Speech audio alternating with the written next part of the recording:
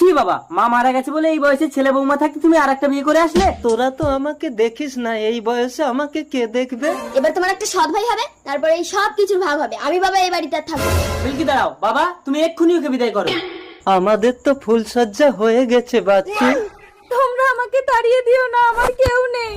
আমাকে দেখতে হবে না বৌমা, তোমার শাউরিকে দুটো খেতে দিও। আমি কলকাতায় কাজে চলে যাচ্ছি, আসি গো। স্বামী, ঢাকার নাকা কান্না কাঁদতে হবে না। ভেতরে গিয়ে কাপড় পাল্টে ঘরের সব কাজবাজ গুলো করো। এই চলে এসো। এই যে সৎ শাশুড়ি, আমার জন্য একটু পায়খানার জল তুলে আনো তো। দাও, বৌমা এনে দিচ্ছি। কি গো, আমাদের কি একটা বাচ্চা কাচ্চা হবে না? চলো ভেতরে গিয়ে চেষ্টা করি।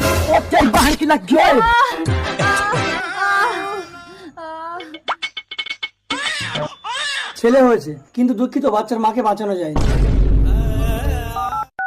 হ্যালো বাবা। কি হলো গো? বাবা